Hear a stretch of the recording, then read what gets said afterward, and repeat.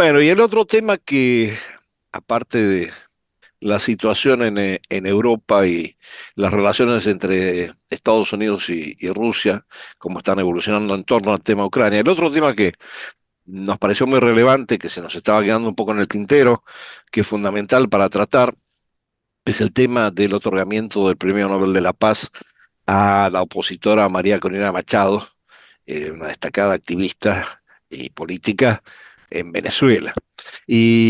A raíz de esto y de la situación que se está presentando en este momento de tensión entre Estados Unidos y Venezuela, me pareció oportuno invitar a un viejo amigo, viejo no digo por la edad, viejo porque tenemos muchos años de relación, Andrés Cañizales, que es venezolano, periodista, doctor en ciencias políticas, profesor de la Universidad Católica Andrés Bello, y además que escribió su tesis doctoral sobre la estrategia comunicacional del entonces presidente Chávez.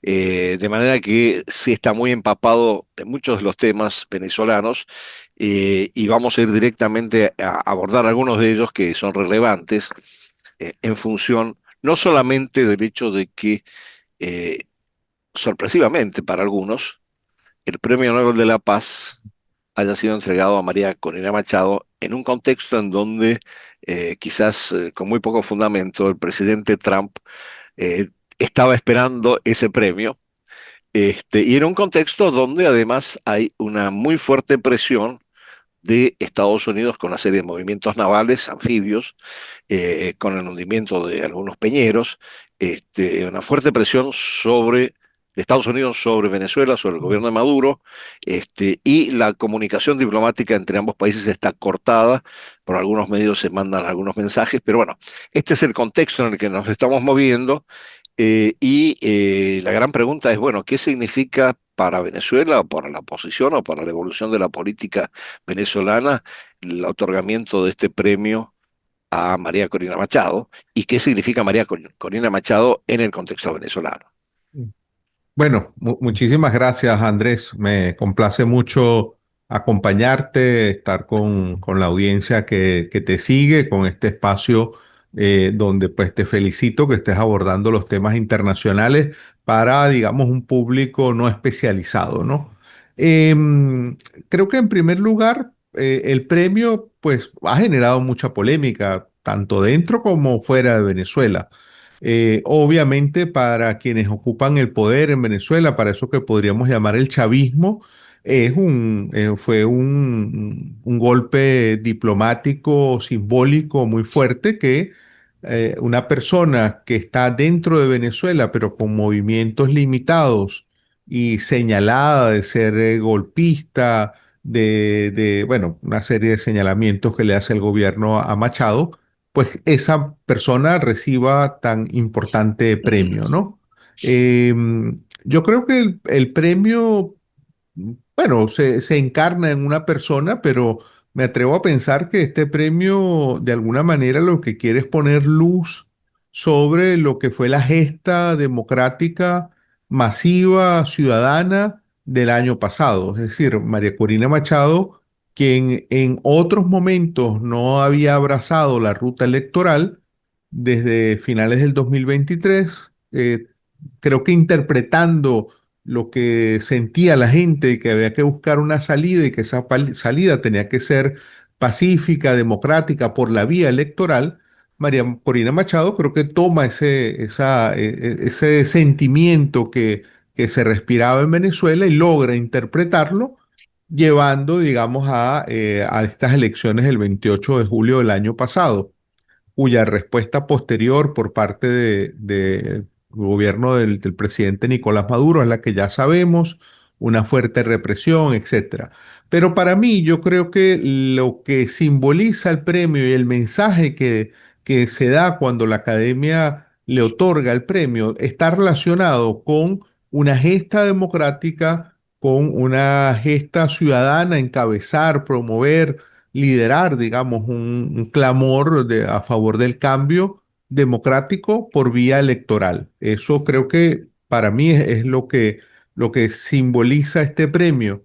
María Corina Machado, tú lo has comentado, pues es A diferencia de otros momentos donde el premio se le otorgó a activistas de derechos humanos clásicos, María Corina Machado es una líder político, es una dirigente política, con aspiraciones de ocupar el poder como lo hace legítimamente cualquiera que se meta en la arena política. Y eso pues la llena es una figura llena de contradicciones si se ponen a revisar, si nos ponemos a revisar su historial con las distintas posiciones que ha asumido a lo largo de lo que ya es una larga carrera. Estamos hablando que ella ha sido una protagonista de la escena política desde la oposición por prácticamente un cuarto de siglo ya, ¿no? Entonces Ujú. eso hace que sea un personaje polémico, como cualquier político en cualquier contexto de confrontación, ¿no?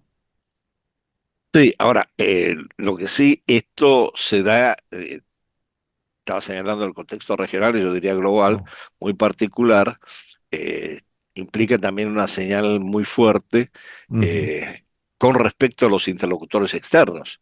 ujú, Entonces, la pregunta es, bueno, ahora que estamos en esta situación donde hay una escalada de tensión entre el gobierno de Estados Unidos y el gobierno de Maduro en Venezuela, ¿cómo mm. encaja en esta ecuación este premio Nobel y la figura de María Corina Machado?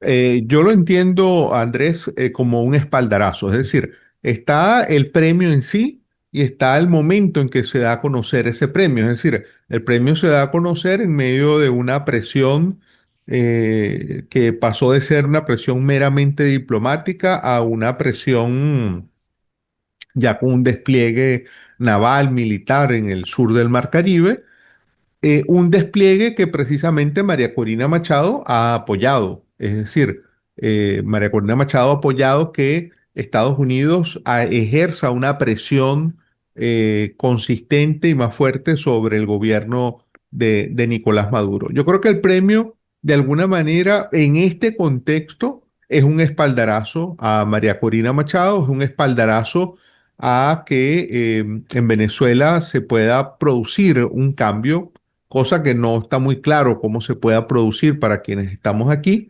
pero que en todo caso para la comunidad internacional que se le otorga el premio cuando justamente hay una acción inédita por parte de Estados Unidos para presionar al gobierno de Venezuela, y que el premio lo reciba la principal figura opositora a ese gobierno, pues creo que es un mensaje de respaldo muy claro a las posiciones y a la lucha de María Corina Machado en este contexto.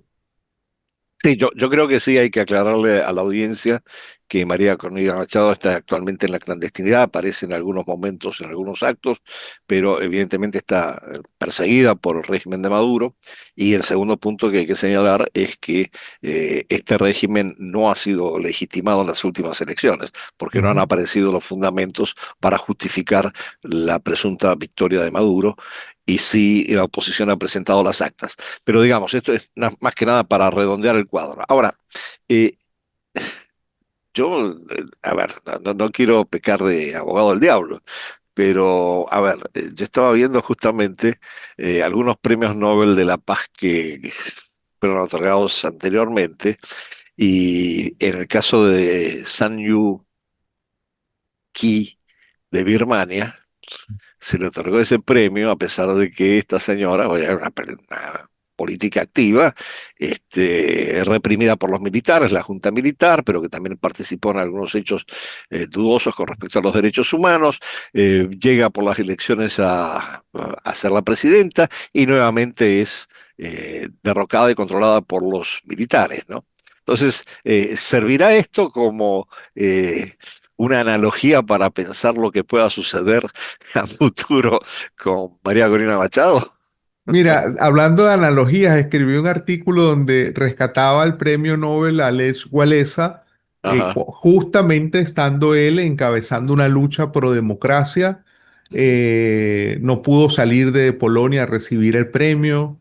Y bueno, pasaron muchos años antes de que él pudiese ocupar el poder, pero me parecía que podía ser algún símil, porque aquí se ha hablado mucho comparando a María Corina Machado con Nelson Mandela, por ejemplo, con Obama, pero yo creo que cada uno de esos premios ha respondido a determinados contextos, a determinadas situaciones.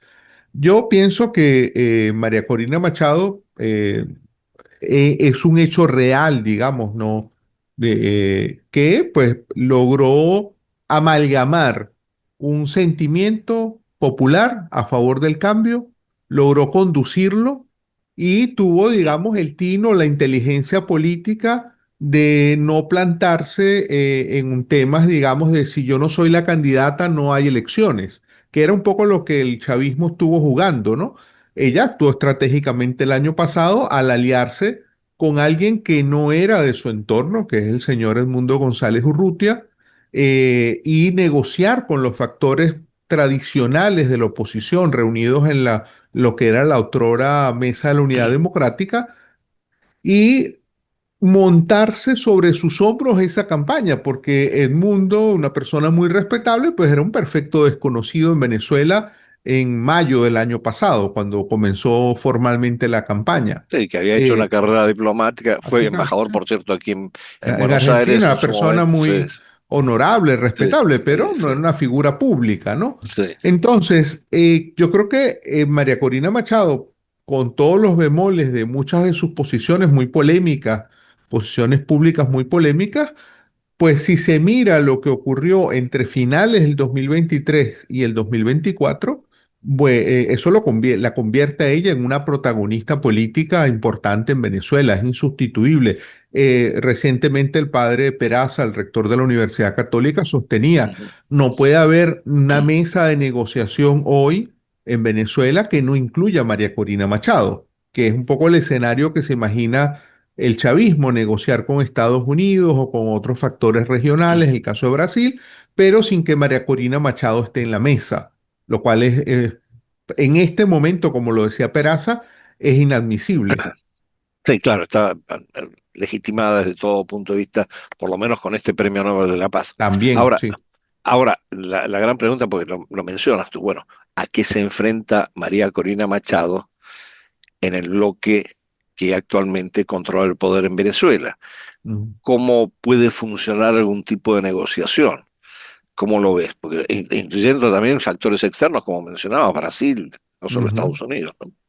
¿Cómo lo ves? Fíjate, creo que estamos largamente en Venezuela en un punto muerto, porque de lo que ha salido de la ruptura de los canales de comunicación entre Venezuela y Estados Unidos, están rotas las relaciones desde el primer gobierno de Trump en el 2019. La embajada americana en Venezuela está cerrada desde el 2019, pero habían canales informales en los últimos tiempos con el señor Richard Grenell, quien es el enviado especial para Venezuela y para Corea del Norte.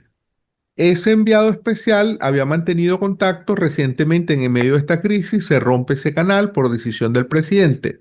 Pero lo que sale a relucir por varios reportajes del New York Times y luego lo confirma también la agencia Reuters, es que el gobierno de Maduro está dispuesto a entregar todo menos el poder. Es decir, está dispuesto a entregarle a Estados Unidos una posición privilegiada para la explotación petrolera y minera, está dispuesto a dejar de enviarle petróleo a China, está dispuesto a romper los lazos de cercanía geopolítica con Irán, pero lo que no está dispuesto es entregar el poder. Y eso nos coloca en un punto ciego, pues no hay manera de generar una negociación, y es un poco lo que ha ocurrido con Estados Unidos, que cortó, digamos, la comunicación en el cual, digamos, Maduro, a pesar de no haber podido demostrar su reelección, está empecinado en permanecer en el poder. Y el otro punto ciego de cualquier negociación es que el chavismo no quiere a María Corina Machado ni a los representantes de ella en una mesa de negociación.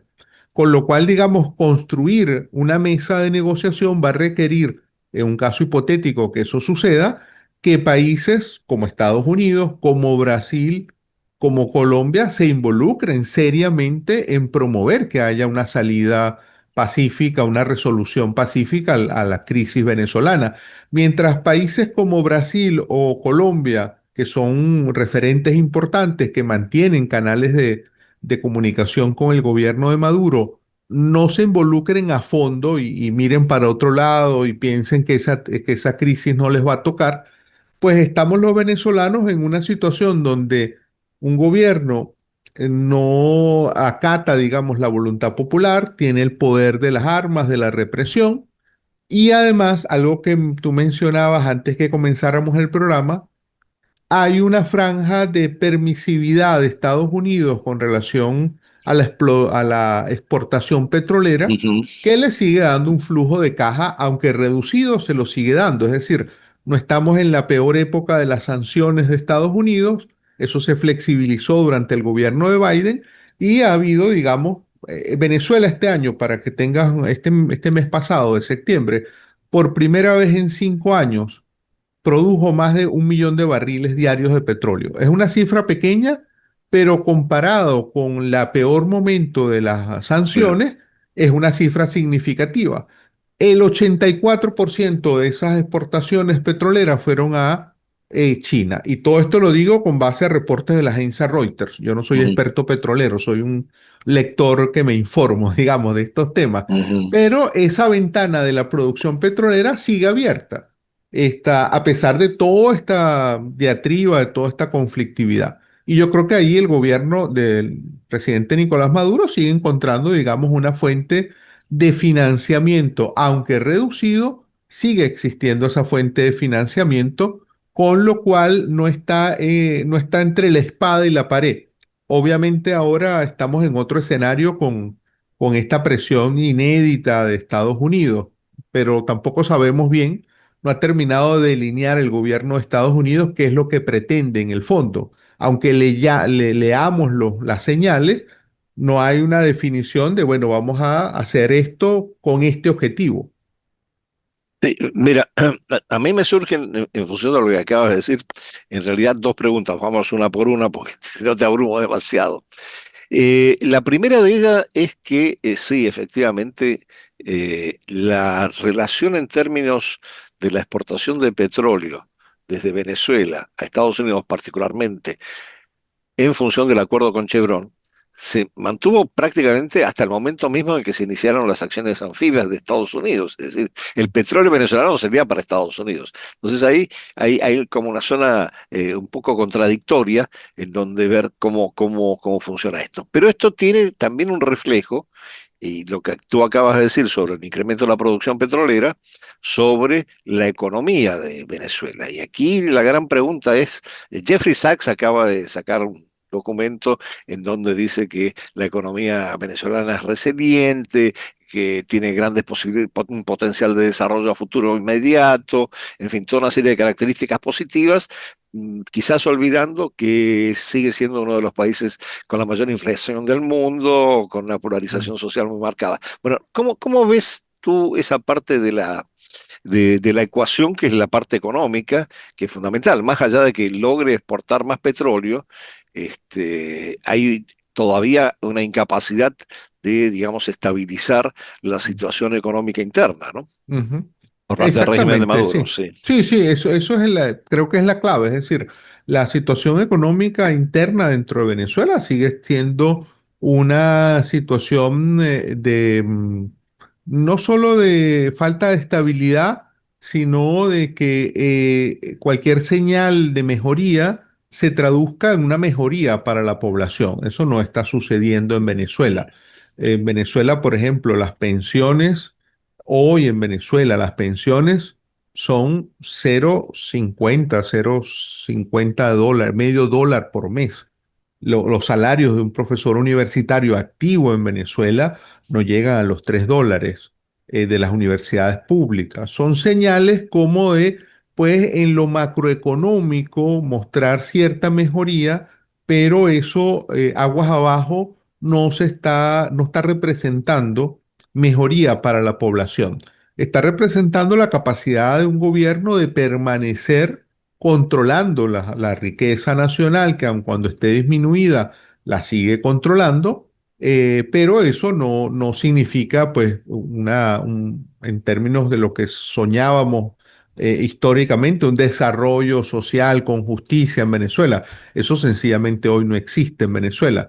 Estamos llenos de una cantidad de contradicciones para la prensa internacional. el tema económico es difícil de reflejar porque tú vas ahora a cualquier supermercado en Venezuela, a diferencia del 2015, 2016, y están llenos de productos. En el 2015, 2016 éramos noticia porque habían colas y colas de personas para acceder a un producto, a cosas muy limitadas. Hoy hay una oferta ilimitada, pero no hay una capacidad de compra de la gran mayoría de la población. Y también al mismo tiempo lo que eran los programas sociales que siempre se utilizaron en Venezuela con criterios de control político, pues esos programas sociales también están bastante moribundos, por decirlo de alguna manera. Esa combinación de factores hace que la variable económica esté presente también como una señal muy clara de descontento de la población. Es decir, la población en Venezuela, una parte importante, quiere un cambio también porque en la vida cotidiana, la vida económica, la situación de los servicios se quebró y no se ha vuelto a resolver.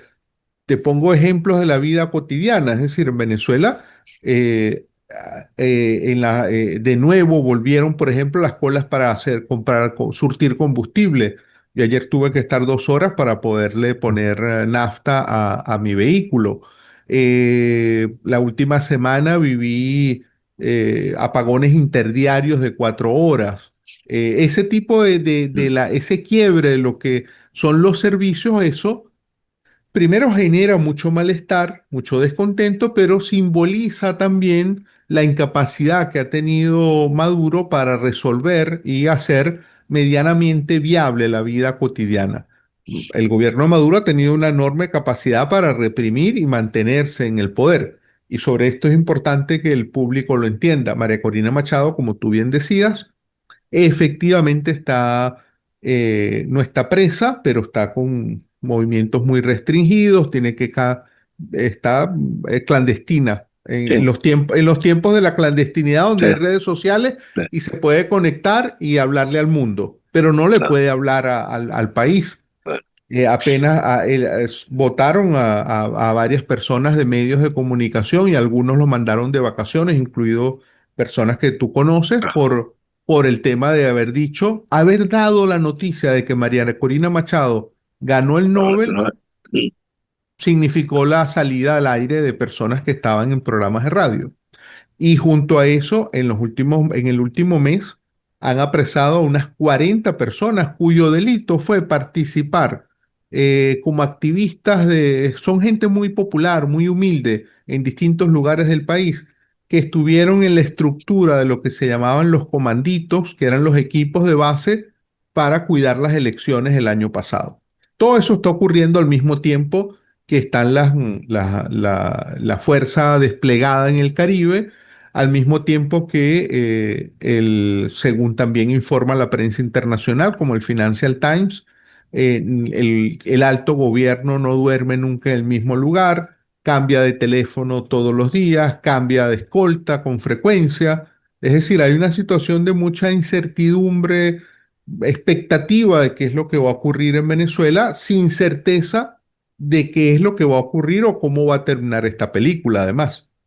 Pero además yo creo que agravada por una polarización social extrema, porque lo que tú comentabas al principio, es decir, hay gente que, yo lo sé por experiencia propia, yo soy jubilado de la Universidad Central de Venezuela, sé lo que me están pagando, que no existe en realidad, y sé también que hay gente con ingresos en dólares que sí puede permitirse el lujo de comprar muchas cosas. Entonces, pareciera que lo que intentaba el chavismo con el socialismo del siglo XXI, de equipo, poner la cancha al mismo nivel para todo el mundo, lo que ha generado es una mayor fragmentación social.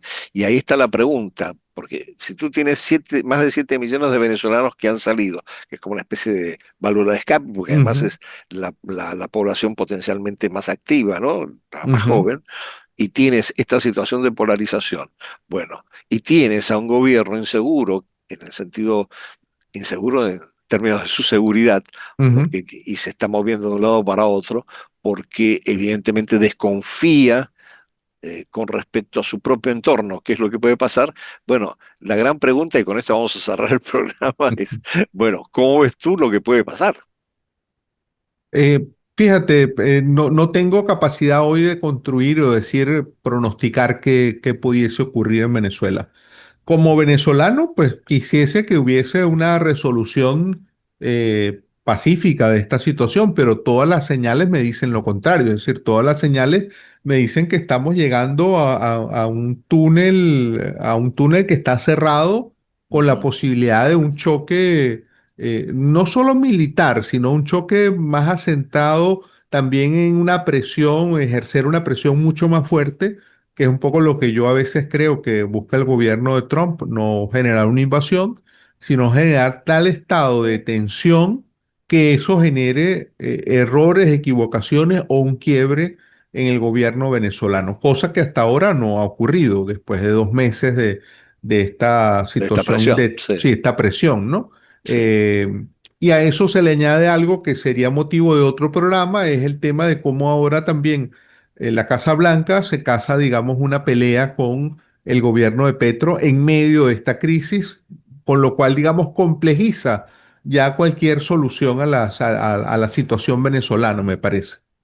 Sí, yo creo que, y vamos a cerrar con esto porque se me está acabando el tiempo, pero que un elemento que tú mencionaste que es importante, que no siempre se presenta claro, en el programa anterior lo veíamos, era la posición de Brasil. Brasil, que por un lado ha Mm, sido crítico del proceso electoral como se ha desarrollado en Venezuela. Sin embargo, el otro día Lula sí fue muy explícito en cuanto a que Estados Unidos no tenía que intervenir, violando la soberanía de los países como Cuba y como Venezuela. Así que también ahí habría que ver cómo se desarrolla una política de ese gran actor sudamericano. ujú. Pero Andrés, te agradezco muchísimo por la claridad en exponernos este panorama bastante complejo dentro de lo que está pasando en Venezuela. Todos aquellos que tenemos una relación muy especial o somos venezolanos, desde luego tenemos la expectativa de que esto tenga una salida pronta y pacífica. Pero bueno, ya veremos. Entre tanto, nuevamente, mil gracias y a lo mejor tocamos el otro tema que tú estás proponiendo en algún próximo programa, de aquí a, no sé, 2 o 3 episodios más del programa. Con todo Mil gusto. gracias, te mando un fuerte abrazo y espero que estés Vale. bien. Gracias, Saludos a todos. Gracias. gracias.